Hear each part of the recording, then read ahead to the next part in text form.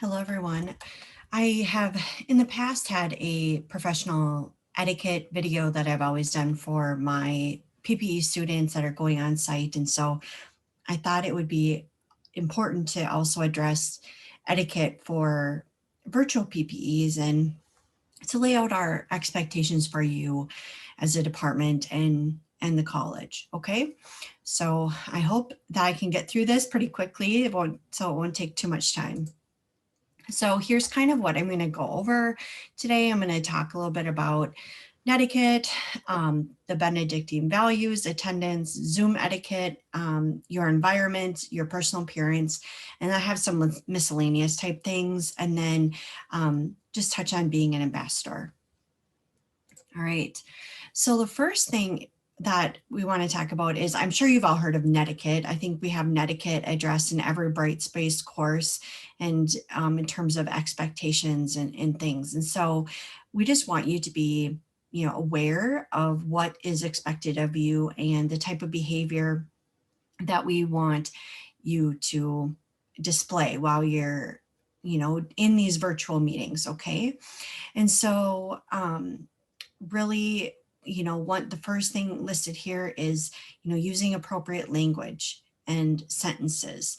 And so we want you to think about every time you send an email to a mentor to request a meeting or follow up or whatever it is, treat that email as if you're sending it to the CEO of an organization. Okay. You want to make sure that you are using complete sentences, you're using in appropriate salutation. And so don't start off by saying, hey, how's it going today?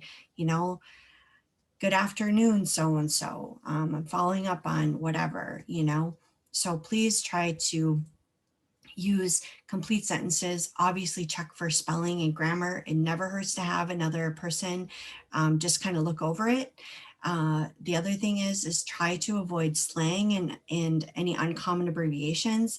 Slang we also want to talk about in terms of our language, not just in email, but to avoid things like I say like quite a bit, but um, looking at, saying, oh, that's so awesome. That's so cool.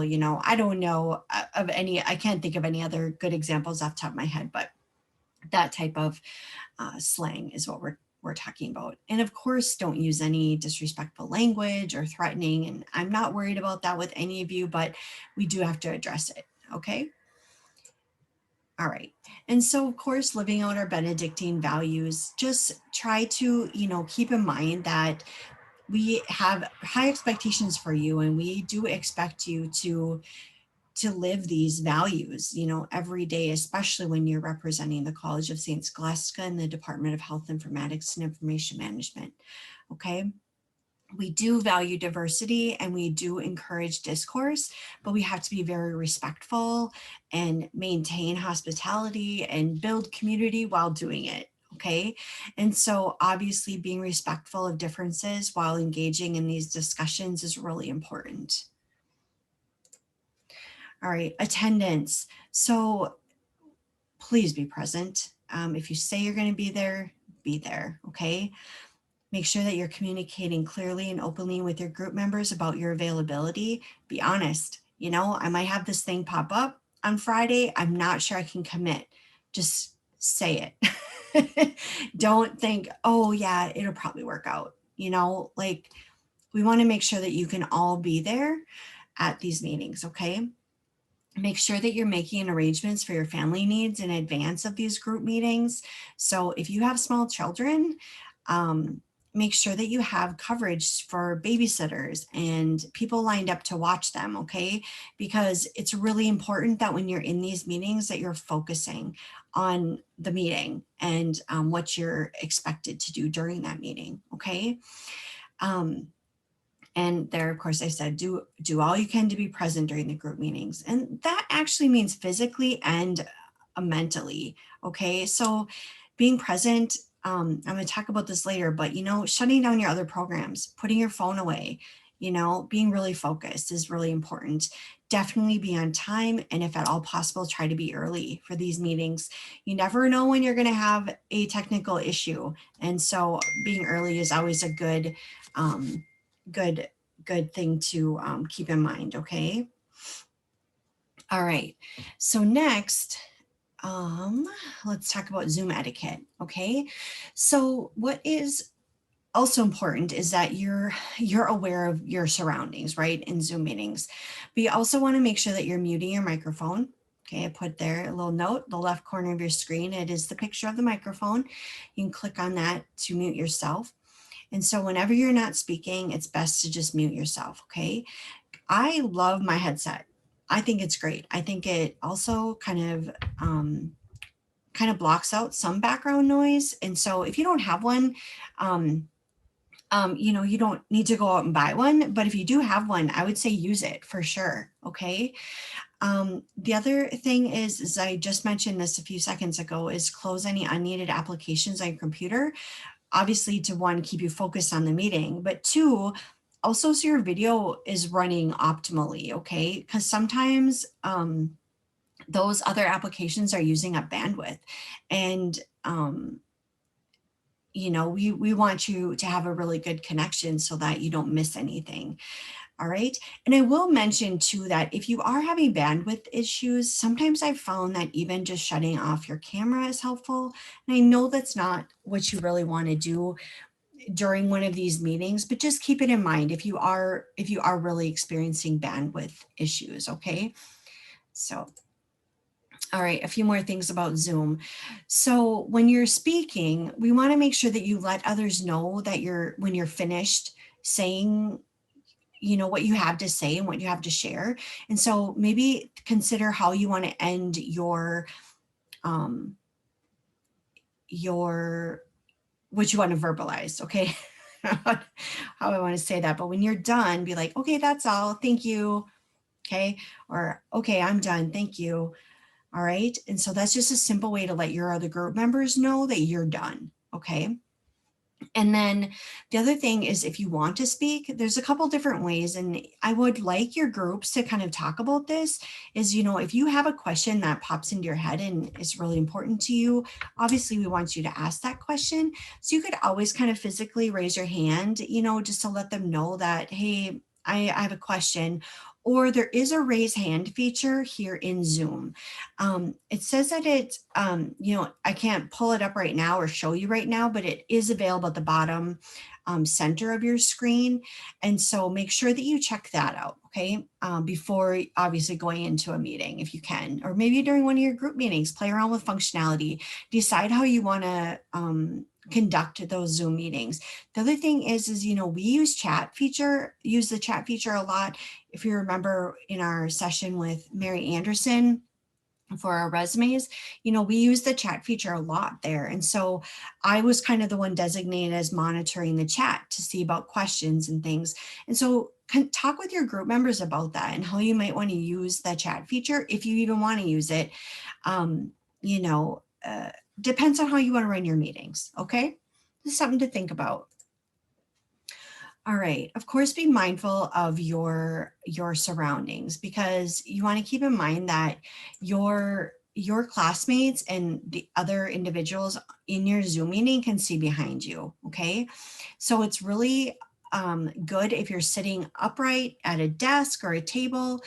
Please try to avoid sitting in a bed. We really want you to be, first of all, alert, but second of all, professional in appearance and in all of those things. Okay. And so I've had students do that. It's one thing to do it in my class, but it's another when you're trying to make a good impression on somebody else and to stay engaged and also represent the college in a positive light. Okay.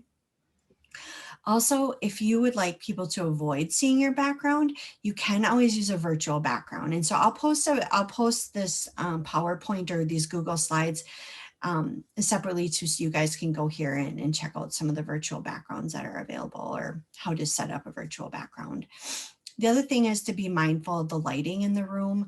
Sometimes if you're sitting in front of a window, that's not the best. You probably even noticed me, I actually sit right next to a window, and sometimes it's really casts it obviously casts shadows, and then you can barely see my face in the meetings or in Zoom sessions. And so we, of course, everybody wants to see you.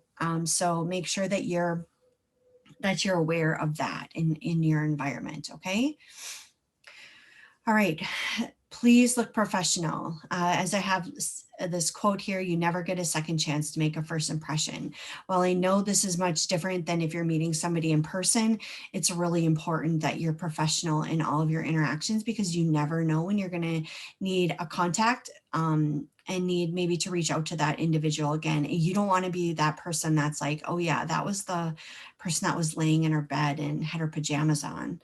um, that's not good. So make sure that you are, wearing business casual attire, at least a top that's professional. I've said before, please don't wear your pajamas. Make sure you do your hair, look good. You're trying to make a good impression. And so all of those things apply here. All right. Also, please send a thank you note after, and a thank you email, I should say, after your meetings with these mentors. Okay. And please send it as a group. I really don't want them to get 5 emails from you, each of you.